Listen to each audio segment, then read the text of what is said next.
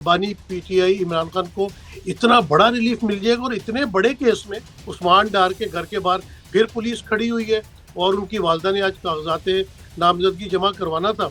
Unorganic तरीके से, hybrid तरीके से चीजें हुई हैं, उसका डेफिनेटली इमरान खान को फायदा हुआ। तो ये वही साइफर है जिसमें साजिश थी और साबित भी हुई, और 2 दफा जो बलोच औरतें आई हुई थी मुजाहरा करने के लिए, आप उनको मेहमान बनाते, उनकी इज्जत करते, आपने उनके साथ क्या सलूक किया। इमरान खान इन्वॉल्व है, शहरियार अफरीदी इन्वॉल्व है, यहाँ पे पंजाब का सदर इन्वॉल्व है। अस्सलाम वालेकुम, नया दौर नेटवर्क प्रोग्राम है खबर गर्म। मैं हूँ सज्जाद अनवर और मैं हूं नसीम सिद्दीकी। सजाद साहब, आज एक बड़ी मजेदार बात हुई है। कल मैंने एक पोस्ट लगाई थी कि आज 21 दिसंबर है और आज ये छोटा तरीन दिन है और कल से दिन बड़े होने शुरू हो जाएंगे और जो तारीख रातें हैं वो खत्म होना शुरू हो जाएंगी। खैर, ये तो मैंने एक अच्छी उम्मीद के साथ लगाया था। तो आज सुबह जब मैं उठा हूं और मैंने सुप्रीम कोर्ट की कार्रवाई देखी तो आई वॉज रियली सरप्राइज। मैं नहीं उम्मीद कर रहा था कि शायद चेयरमैन पीटीआई बानी पीटीआई इमरान खान को इतना बड़ा रिलीफ मिल जाएगा और इतने बड़े केस में, जिसमें ये कहा जा रहा था कि उनको उम्र कैद हो सकती है, उनको सजाए मौत तक की बातें हो रही थी। लेकिन जो सुप्रीम कोर्ट से एक तो जो फैसला आया है वो बहुत जबरदस्त है, पीटीआई की फेवर में चला गया है। और अगर और जो मजेदार बात थी सजाद साहब वो ये थी कि जो चीफ जस्टिस जो हमारे इस वक्त कायम मकाम है, या अतर मनल्ला ने जो बयानात दिए, जो उसमें उन्होंने कमेंट्स दिए, वो बड़े ये इंपॉर्टेंट है। इनके पहले इमरान खान को सादिक और अमीन कहा जाता था सुप्रीम कोर्ट की तरफ से, अब अजमल ने कह दिया कि वो मासूम है। अब मासूम कह देना ये तो बहुत बड़ी स्टेटमेंट है। इसका मतलब है कि उनके ऊपर तमाम केस जाली हैं। और अगर पीटीआई चेयरमैन को और वाइस चेयरमैन को रिहा कर दिया जाता है तो इलेक्शन का सिनेरियो पाकिस्तान में बिल्कुल ही तब्दील हो जाएगा। और मेरे ख्याल से ये नून लीग और पीपल्स पार्टी वाले या जमीयत उलमाए इस्लाम वाले, फजल रहमान ग्रुप, इनको तो मुंह छुपाने की जगह नहीं मिलेगी। अभी इतने डरे हुए हैं कि पीटीआई का अगर आम कारकुन भी अपने कोई कागजात नामजदगी इनके मुकाबले में जमा कराना चाह रहा है तो ये उसके कागजात ही नहीं जमा कराने दे रहे। हालांकि आज चीफ जस्टिस ने आईजीज को ऑर्डर भी दिया है, लेकिन फिर मैं देख रहा था कि उस्मान डार के घर के बाहर फिर पुलिस खड़ी हुई है और उनकी वालदा ने आज कागजात नामजदगी जमा करवाना था। तो ये सिनेरियो मुझे बड़ा डिफरेंट सा लग रहा है कि अगर इमरान खान बाहर आ जाते हैं, एक तो फिर इंतखाबात में बड़ी जान पड़ जाएगी, दूसरी तरफ ये कि फिर इनका मुस्लिम लीग नून या पीपल्स पार्टी का क्या बनेगा। तो आप क्या कहते हैं इसके बारे में, आपकी क्या राय है? आपने जो आज का डिसीजन आया है उसको आप किस तरह देखते हैं? नसीम साहब, आज आपका दिन है, आज आप खुशियां मना सकते हैं। आप सबको जो भी कहें आप कह सकते हैं। और आपने ठीक कहा कि कल रात सबसे लंबी रात थी। लगता है पीटीआई की जो लंबी रात थी वो गुजर गई है। आज का जो आज एक छोटा दिन था, लेकिन कल से दिन बड़े हो जाएंगे और रातें छोटी हो जाएंगी। तो लगता है कि पीटीआई के लिए भी कोई बेहतर टाइम आएगा। लेकिन नसीम साहब याद रखें, ये जो सारे फायदे मिल रहे हैं इमरान खान को, ये उसके नजरिए के खिलाफ मिलते हैं। वो तो एक फाशिस्ट एटीट्यूड रहा है इमरान खान का सारा। वो तो कॉन्स्टिट्यूशन को नहीं मानता था। उसने तो नो कॉन्फिडेंस को इसलिए उड़ा दिया कि साइफर के साथ जोड़ के। और आज वो कॉन्स्टिट्यूशनलिस्ट है ही नहीं। आज अगर उसको इंसाफ मिला है सुप्रीम कोर्ट से और कॉन्स्टिट्यूशन के वजह से इंसाफ मिला है, तो उसको, इमरान खान को भी कुछ हम्बल होने की जरूरत है। इमरान खान के लिए एक तारीख टाइम जो था वो मैं समझता हूँ गुजरा है।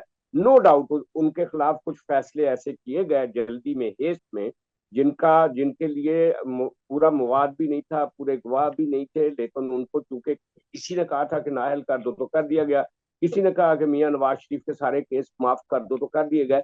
तो ये जो अनऑर्गेनिक तरीके से, हाइब्रिड तरीके से चीजें हुई हैं, उसका डेफिनेटली इमरान खान को फायदा हुआ। और आज उन्हीं जजों ने रिलीफ दिया जिनके खिलाफ बात करते हुए यूथियों को और पीटीआई के हामियों की जो मुंह थे वो मतलब बंद ही नहीं होते थे।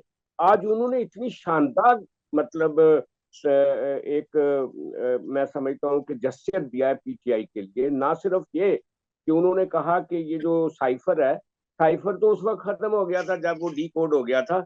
और दूसरा उनका ये कहना कि पीटीआई वाले जाएं इलेक्शन कमीशन के पास और वो जो एमपीओ के तहत लोगों को गिरफ्तार किया जा रहा है, उसके ऊपर इलेक्शन कमीशन क्यों नहीं काम कर रहा। और सुप्रीम कोर्ट ने यहाँ तक रिमार्क्स दे दिए कि हमें तो फेयर प्ले नजर ही नहीं आ रहा। तो इसका मतलब है कि इमरान खान को अगर रिलीफ मिल रहा है तो उसको भी कॉन्स्टिट्यूशन के सामने सरनगू होने की जरूरत है और अदालती निजाम को एक्सेप्ट करने की जरूरत है। इस पे अच्छा बहुत सजाद साहब, ज्यादा आपने काफी ज्यादा चीजें कह दी हैं, मुझे फिर जरा याद रखना मुश्किल हो जाता है। सजाद एक्शन साहब, करके तो ना।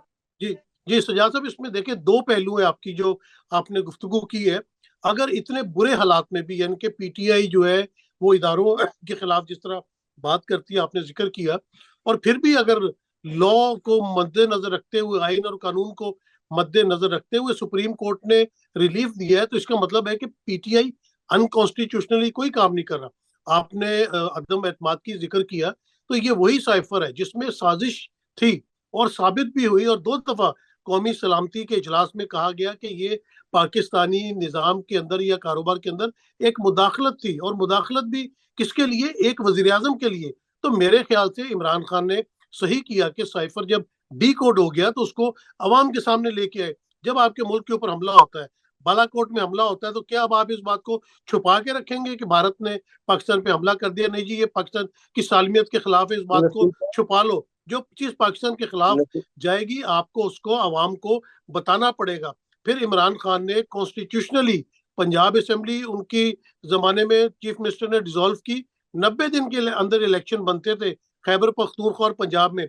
अनकॉन्स्टिट्यूशनल काम तो स्टैब्लिशमेंट ने उस वक्त की पीडीएम की हुकूमत के साथ मिलकर किया, और फिर दोबारा वही काम निगरान हुकूमत ने किया कि अनकॉन्स्टिट्यूशनली 90 दिन से बाहर चले गए।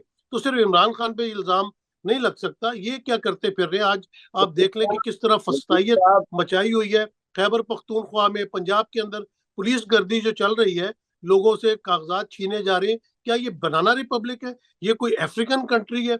ये किस किस्म का मुल्क है? बातें आप हमारे जो स्टैब्लिशमेंट है या हुकूमती जो ऐवानों में है, बड़ी बड़ी बातें करते हैं, लेकिन जब इनका मकरू चेहरा आप देखें तो किस तरह की चीजें आपको नजर आती हैं। जो बलोच औरतें आई हुई थी मुजाहरा करने के लिए, आप उनको मेहमान बनाते हैं, उनकी इज्जत करते हैं। आपने उनके साथ क्या सलूक किया? आपने बच्चों के साथ क्या सलूक किया? क्या दुनिया ये देख नहीं रही है? आप फलस्तीन को रोते हैं, आप कश्मीर को रोते हैं, और बिल्कुल रोना भी चाहिए कि वहां पे मोदी की ज्यादती है, वहां पे इसराइल की ज्यादती है, लेकिन आपके मुल्क, अपने मुल्क का क्या नक्शा पेश हो रहा होता है? आजकल आप कितनी भी मीडिया के ऊपर कदगन लगा लें, सोशल मीडिया आजाद है। सोशल मीडिया पे जब वीडियोज आती हैं ना, तो आपकी मुल्क की बदनामी का बायस बनती है। इसका जिम्मेदार कौन है, ये मुझे समझा दें नसीब जरा साहब सजाद साहब। जरा रुक जरा रुके जरा रुके। आप कहते हैं कि इमरान खान ने कोई अनकॉन्स्टिट्यूशनल काम नहीं किया। और भाई, जिस अदालत को इमरान खान साहब दिल से कबूल करते थे ना, मिस्टर बंदयाल की और साथ एजाजुल हसन की और मुनीब अख्तर की, उसी अदालत ने इमरान खान के इस एक्शन को गैर आईनी करार दिया था जब उसने साइफर को कनेक्ट करके असेंबली को तोड़ा था और अदम एतमाद नहीं होने दी थी मुल्क में। याद करें आप, उससे बड़ी स्टैंप अनकॉन्स्टिट्यूशनलिज्म की इमरान खान पर लग सकती है कोई? उन्होंने सदर का वो सदर के इख्तियार को गैर आईनी करार दे दिया था, डिप्टी स्पीकर के इख्तियार को गैर आईनी करार दे दिया था, और फवाद चौधरी की उस करारदाद को गैर आईनी करार दे दिया था। माफ कीजिएगा। और बलोचिस्तान की आप बात कर रहे हैं, बलोचों अच्छा के अच्छा बारे में सजाद साहब, इमरान एक लाइन खान क्या? बोलूंगा। सजाद साहब, एक लाइन बोलूंगा, उसके बाद आप दोबारा बलूचिस्तान पे जाएं। बात यह है कि जब सेनेट हाँ के इलेक्शन होते हैं और चेयरमैन रूलिंग हाँ देता है और अदालत में बात जाती है, वहां पे आप कहते हैं कि हम पार्लियामेंट और सेनेट के मामलात में मुदाखलत नहीं कर सकते। तो जब पार्लियामेंट, और अभी भी जो प्रैक्टिस एंड प्रोसीजर बिल है, वहां पे भी आपने पार्लियामेंट को सुप्रीम बोला। तो जब डिप्टी स्पीकर कौमी असेंबली कह रहा है कि ये साजिश के तहत अदम एतमाद आई है, तो फिर आप उसमें कैसे मुदाखलत कर सकते हैं? 12 बजे रात को जिस तरह अदालतें खुलवाई गई, जिस तरह प्रिजन वैन बाहर खड़ी की गई पार्लियामेंट के, वो आपको अंदाजा होना चाहिए कि वो कौन अनकॉन्स्टिट्यूशनल काम कर रहा था। और जब डिप्टी स्पीकर की रूलिंग आ गई, उसके बाद अगर वजीर आजम इमरान खान उस वक्त जो थे, उन्होंने असेंबली तोड़ी और सदर ने साइन किया, तो उन दोनों ने कोई गैर कानूनी काम नहीं किया, क्योंकि ये चीज पार्लियामेंट की तरफ से और डिप्टी स्पीकर की तरफ से आई थी, और उसकी बात को आप चैलेंज नहीं कर सकते। भाई, ये पत्थर की पार्लियामेंट लिखी। जी पार्लियामेंट पार्लियामेंट का आइन के मुताबिक बुनियादी ढांचा अक्सरियत पे होता है नसीम साहब। ये नहीं हो सकता कि अक्सरियत को किसी शिक या किसी कानून के तहत स्पीकर ये नहीं कर सकता कि एक तरफ अक्सरियत है और दूसरी तरफ अकलियत है और स्पीकर रूलिंग दे दे कि अक्सरियत बेमानी है। पहला सवाल, ये सिंध हाउस में आप खरीदो फरोख्त कर ले, वो जायज है। सिंध हाउस में खरीदो फरोख्त कर ले, वो जायज है। स्पीकर जो है या डिप्टी स्पीकर जो है वो नाजायज है। अच्छा, खरीदो फरोख्त जो होती है ना, वो उसको रिकॉर्ड पे लाना पड़ता है ना। हुकूमत साबित कर देती कि यहाँ ये चेक दिया गया, ये पैसे दिए गए, इल्जाम तराशी तो होती है। पहली बात। दूसरी बात ये कि क्या उस वक्त खरीदो फरोख्त नहीं हुई थी जब चेयरमैन सेनेट को, यानी कि जो अक्सरियती वोट था उसकी बजाय 7 वोट काट के तो चेयरमैन सेनेट बना दिया गया था? उस वक्त खरीदो फरोख्त नहीं हुई थी? वो यूसुफ रजा गिलानी के बेटे ने भी खरीदो फरोख्त की थी, उसका भी जिक्र कर लें जरा। देखिए मेरी बात सुने, जब आपके खिलाफ एक अक्सरियत खड़ी हो जाती है ना आपके खिलाफ, तो देन आपको सर झुकाना पड़ता है अक्सरियत के सामने। आप हठधर्मी नहीं कर सकते। कॉन्स्टिट्यूशन फिर किस काम का है अगर आपने फाशिस्ट और यही तो मैं कह रहा हूँ। ये इमरान खान को ये पिछले 6 महीने की जो सजा मिली 1 साल की, और जिस तरह पार्टी पे पाबंदियां लगी है, वो एस्टेब्लिशमेंट से लड़ाई की वजह से नहीं लगी, वो उसके उस एटीट्यूड की वजह से लगी हैं कि जो भी उसके सामने आया उसने कहा मैं इसके साथ इसकी ऐसी की तैसी फेर दूंगा, और अल्टीमेटली उसने बम को लात मार दी। वो मुस्लिम लीग नून के साथ जो करता था, पीपल्स पार्टी के साथ करता था, वो तो बर्दाश्त करते थे। लेकिन जब उसने 9 मई किया तो फिर अगलों ने उसको गले से पकड़ लिया। वो तो 9 मई तो वो जेल में था। भाईजान भाईजान रुके, वो तो 9 मई वाले दिन जेल के अंदर था। उसने कहां से 9 मई कर दिया? 9 मई तो उन्होंने कर दिया जो आजाद थे उस वक्त। वो तो जेल में था उस वक्त, उसने तो नहीं किया। वो भाई को कौन कह रहा है? वो जेल से निकलने के बाद कह रहा है कि अगर मुझे रेंजर्स पकड़ेगी तो मेरे बंदे जीएचक्यू नहीं जाएंगे तो और कहां जाएंगे? आप हाँ, तो जब मोहतरमा बेनजीर भुट्टो को शहीद किया तो गया तो पूरे मुल्क में आग लगी थी। जब मोहतरमा बेनजीर भुट्टो को शहीद किया गया पूरे मुल्क में आग लगी थी। नैब के दफ्तर के बाहर जब मरियम गई है तो नैब के ऊपर पथराव किया गया। तो लीडर हजरात के ऊपर जब नाजायज कोई चीज होगी तो रिएक्शन तो अवाम का आएगा। तो बेनजीर, पीपल्स पार्टी ने तो कभी नहीं कहा कि हमारे लोगों ने रिएक्शन नहीं दिया, या मरियम नवाज ने तो कभी नहीं कहा कि मेरे बंदे नैब के बाद नहीं बाहर नहीं गए थे। आप लोग एक मतलब पीटीआई वालों ने अटैक भी किया और फिर कह रहे हैं कि हम तो जेल में थे जी, हमारा तो कसूर ही कोई नहीं। तो जुडिशियल कमीशन बना दे, जुडिशियल कमीशन बना दे ना, दूध का दूध पानी का पानी हो जाएगा। यार ये तो मुनाफकत है ना कि आपके बंदे कंपाउंड से पकड़े जाते हैं, जना हाउस के अंदर से आपके बंदे जीएचक्यू से गिरफ्तार हो जाते हैं, उनके टेलीफोन उनकी जियो फेंसिंग में पकड़े जाते हैं, और फिर कहते नहीं भाई ये जो सियासत है ना। अच्छा सजाद मुल्क को आज जरा थोड़ा सा माजरत चाहूंगा आपसे। सजाद साहब, ये जो बंदे पकड़े जाते हैं, अच्छा जो प्रेस कॉन्फ्रेंस करता है उसको छोड़ दिया जाता है, ये क्या फॉर्मूला है? बंदे पकड़े जाते हैं कंपाउंड से, गाड़ियों के ऊपर से।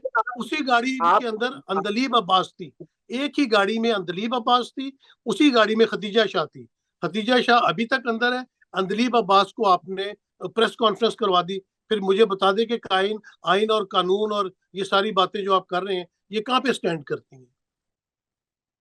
आइन माफी मांगने की इजाजत तो देता है ना, अदालतें भी माफी मांगने की इजाजत देते हैं। अगर खदीजा शाह जिद कर रही है कि उसने ठीक किया था तो उसको तो फिर सजा मिलनी चाहिए ना। इसमें नसीम सिद्दीकी साहब क्या प्रॉब्लम है? नहीं, प्रॉब्लम नहीं। वही मैं कह रहा हूँ कि अंदलीब अब्बास को आप दूसरी पार्टी ज्वाइन करवा देते हैं और खतीजा शाह को छोड़ते नहीं है अभी तक, तो फिर ये दो किस्म के असूल नहीं हो गए, दो कानून हो गए, दो आइन हो गए। असल बात यह है कि मैं पहले भी कहा कि पीटीआई के साथ इस मामले में ज्यादतियां हुई हैं, लेकिन अगर आप नहीं मानोगे, अगर अपनी ज्यादती को नहीं मानोगे जिसकी बुनियाद पे आपके साथ आउट ऑफ प्रपोर्शन ज्यादती हो रही है, तो फिर इसका मतलब आप में और उनमें तो कोई फर्क नहीं है। वो सजाद भी साहब, इस बात से मैं अनकॉन्स्टिट्यूशनल बिल्कुल आपकी इस बात से इत्तेफाक करता हूँ, आपकी इस बात से इत्तेफाक करता हूँ। फौज हमारा जो इदारा है बड़ा सुप्रीम है। ये फौजी जवान है जो रात को जागते हैं तो हम सुकून से सोते हैं। उनका लहू हमारे लिए हमारी सरजमीन पे गिरता है तो हम हमारे बच्चों का अच्छा फ्यूचर बनता है। मैं इसके बिल्कुल खिलाफ हूँ। 9 मई में जो इन्वॉल्व है उनको जरूर सजा देनी चाहिए, लेकिन जो इन्वॉल्व नहीं थे। इमरान खान इन्वॉल्व है, शहरयार अफरीदी इन्वॉल्व है, यहाँ पे पंजाब का सदर इन्वॉल्व है, मैडम वो जो डॉक्टर साहब हैं वो इन्वॉल्व हैं, वो आपने खुद फैसला गई हैं कैसे कर वीर। लिया? अगर ये फैसला अदालतों को करने दे तो बेहतर नहीं होगा? आप ओपन कोर्ट के अंदर आप इनके केसेस चलाएं, जो साबित होता है उसको सजा दें। लेकिन हम ये फैसला नहीं कर सकते कि ये मैं इन्वॉल्व है फैसला वो मैं इन्वॉल्व है। फैसला सबूत होने मैं चाहिए, फैसला सबूत होने चाहिए, गवाह मैं होने चाहिए। फैसला मैं फैसला जी। इस तरह से कर रहा हूँ कि मिस्टर एजाज चौधरी ने टेलीफोन पे कॉल करके किया, कहा कि हमने कोर्ट कमांडर हाउस को स्मैश करके रख दिया है। मैंने फैसला इसलिए किया कि जनाब शहरयार अफरीदी का वीडियो मौजूद है कि चले जीएचक्यू के बाहर चलना है। तो इसलिए जो चीजें बिल्कुल सबूत पे हैं, मैंने फैसला इसलिए किया कि पीटीआई के चेयरमैन कहते हैं कि जनाब मेरे बंदे और कहाँ जाते हैं, अगर मुझे फौज पकड़ेगी तो लोग फौज के अदारों के ऊपर ही अटैक करेंगे। ये फैसला, ये मैं कुछ जज नहीं हूं, लेकिन मैं एक एनालिस्ट हूं।